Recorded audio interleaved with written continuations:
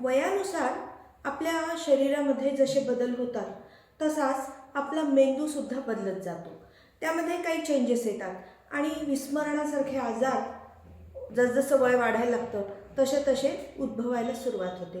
तर हे होऊ नये आणि आपला मेंदू हा तसाच सतेज टवटवीत राहावा यासाठी काही विशेष प्रयत्न करता येण्यासारखे असतात. तर आत्तापासून म्हणजे 40पासून जर आपण सुरुवात केली अशा काही प्रयत्नांना तर आपण नक्कीच दीर्घकाळपर्यंत आपला मेंदू हा आपण तरुण उत्साही ठेवण्यास आपण बऱ्यापैकी यशस्वी होऊ शकतो. तर त्यासाठी काय करता येण्यासारखं आहे हेच आजच्या व्हिडिओमधून मी तुम्हाला सांगण्याचा प्रयत्न करणार आहे.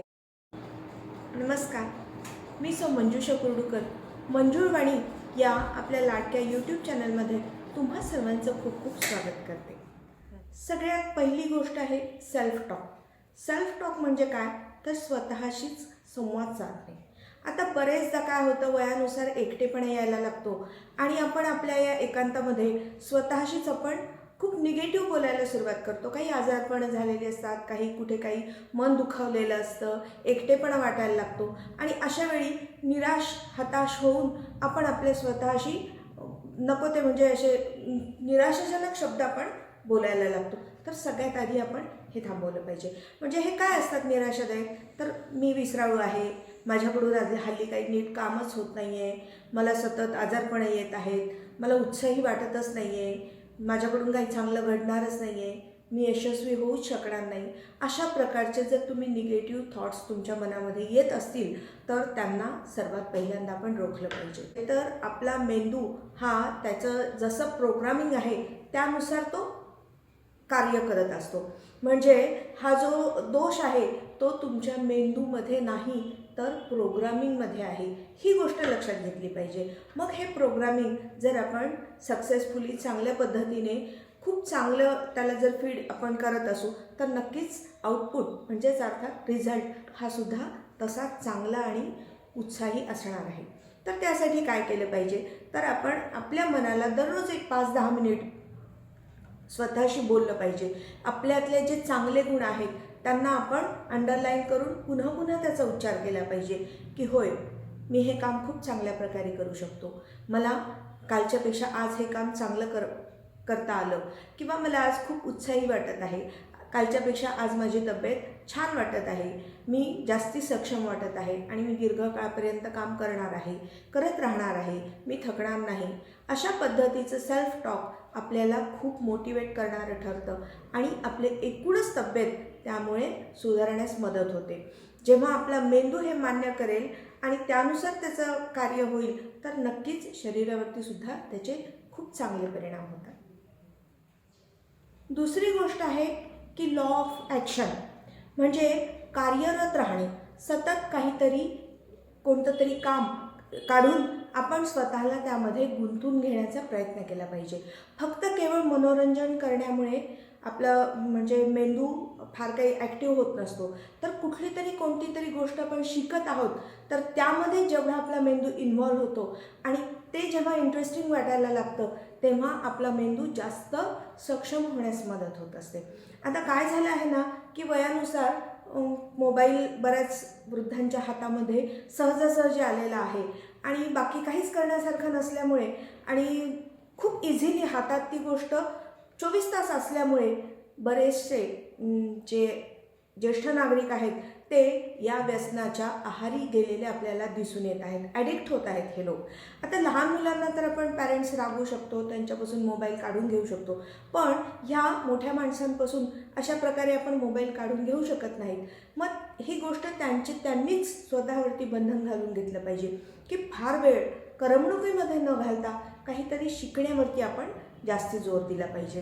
म्हणजे काय शिकता येईल. आता बरेच लोक म्हणतात की आता या वयात आम्ही काय करणार, हात पाय चालत नाहीत, आजारपण आलेले असतात.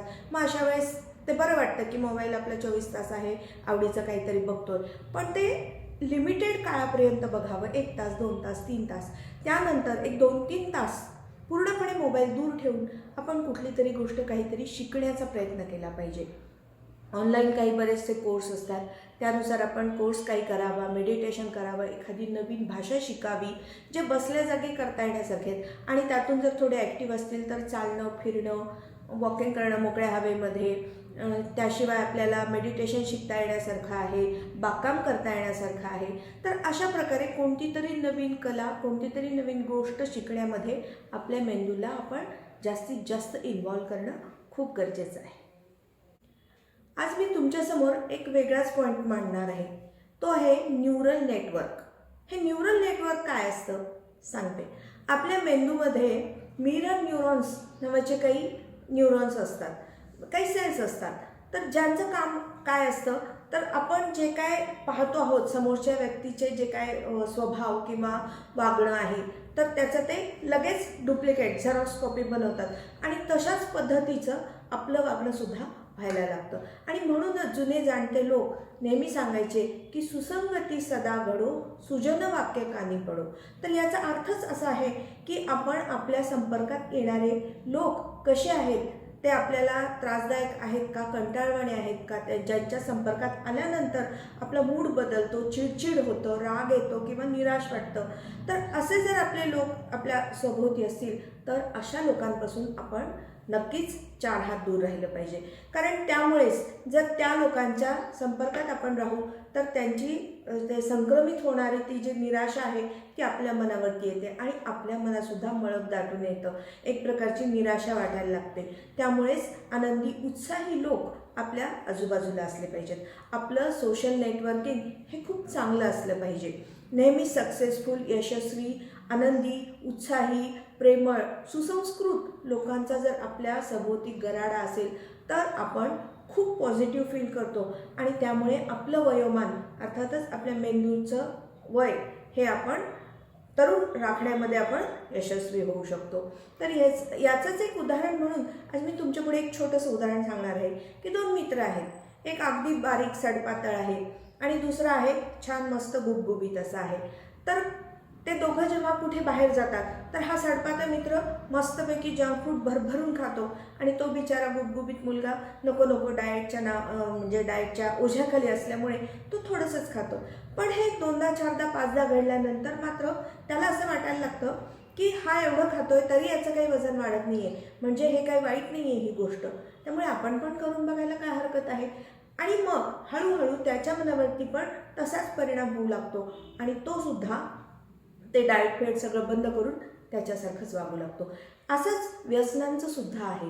या वयामध्ये जर त्या मुलांनी लहानपणापासून त्याच्या घरातील वडीलधाऱ्या लोकांना, शेजाऱ्यांना किंवा कोणी त्याच्या मित्र कंपनीतली मुलांना जर व्यसनाधीन होताना किंवा सिगरेट दारू पिताना पाहिलं असेल तर त्यालासुद्धा ते करून पाहण्याचा मोह होतो आणि हळूहळू तो सुद्धा तशाच प्रकारचं वागणं त्याचं होऊ लागतं. आणि म्हणूनच आपलं मित्रमंडळ, आपल्या आजूबाजूचे लोक हे आपण चांगलेच आहेत का हे तपासून घेतलं पाहिजे.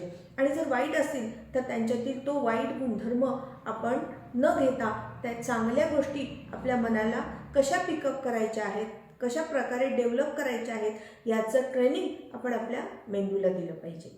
तिसरा पॉईंट आहे की स्ट्रेस रिलीज. आपल्या डोळ्यांना सहजासहजी न दिसणारा एक अत्यंत घातक आजार तो म्हणजे चिंता, स्ट्रेस. होय, आता वरचेवर जसजसं वय वाढेल तसतसं या चिंता आपल्याला भेडसवायला लागतात आणि त्यातून जर आपण पटकन वेळीच बाहेर पडता नाही आलं तर ते खूपच अवघड होऊन बसतं. म्हणून आपल्याला वेळच्या वेळी या चिंतेतून मुक्त होण्यासाठी काय करता येण्यासारखं आहे यावरती विचार केला पाहिजे. मग त्यासाठी मी मगाशी म्हटल्याप्रमाणे एक्सरसाइज करणं, आपल्या आवडीच्या लोकांमध्ये मिसळणं, गप्पा मारणं, फोनवरती बोलणं, अशा प्रकारच्या गोष्टी आपण करू शकतो. आपल्या मेंदूला सजग आणि सक्षम बनवण्यासाठी आपला आहारसुद्धा तेवढाच महत्त्वाचा असतो बरे का. तर जर आपण आपल्या आहारामध्ये योग्य प्रकारचे न्यूट्रियंट्स, मिनरल्स, तसंच आपला आहार जर आपण शक्यतो शाकाहारी ठेवला, एकतर या वयामध्ये पचायला देखील ते उत्तम राहतं आणि शिवाय भरपूर सगळ्या हिरव्या पालेभाज्या, सगळ्या प्रकारचे रंगीत फळं, भाज्या आणि काही प्रमाणामध्ये सुकामेवा यांचा जर योग्य प्रकारे समावेश आपल्या रोजच्या आहारामध्ये असेल तर आपल्या मेंदूला चांगल्या प्रकारे रक्तपुरवठा होतो, सगळे न्यूट्रियंट्स, मिनरल्स मिळतील आणि त्यामुळे आपलं हार्मोनल बॅलन्ससुद्धा योग्य राहणार आहे. आणि म्हणून आपण आपल्या मेंदूला तरुण राखू शकतो. तर पुढचा पॉईंट आहे एक्झरसाईज करणं. एक्झरसाईज हे प्रत्येक वयामध्ये अत्यंत आवश्यक गोष्ट आहे. त्या वयानुसार त्या आपल्या शरीराच्या व्याधींप्रमाणे, शारीरिक क्षमतेप्रमाणे आपल्याला जो झेपेल, जसा जमेल, जेवढा वेळ शक्य आहे तेवढा वेळ आपण त्यासाठी दिलाच पाहिजे. कोणती ना कोणती तरी एक्झरसाईज करण्यामुळे आपला एकतर मूड चांगला होतो, आपला मेंदूला रक्तपुरवठा चांगला होतो आणि आपण विस्मरण वगैरे सारख्या रोगांपासून आपण आपल्याला वाचवू शकतो. आणि हे सगळे आज जे काय मी तुम्हाला पॉईंट सांगितले, या सगळ्यांचा आपण जर अवलंब करत असू रेग्युलर प्रमाणामध्ये, तर आपल्याला रात्रीची 7 ते 8 तास गाढ झोप नक्कीच येईल. आणि जेव्हा योग्य प्रमाणामध्ये झोप मिळेल तर त्यासारखं सुख कोणतं नाही आहे. तर हे जे काय आज मी तुम्हाला सगळे पॉईंट्स सांगितले आणि आजचा व्हिडिओ जर तुम्हाला आवडला असेल तर प्लीज लाईक करा, शेअर करा आणि मंजुळवाणी या माझ्या चॅनलला सबस्क्राईब करा. धन्यवाद.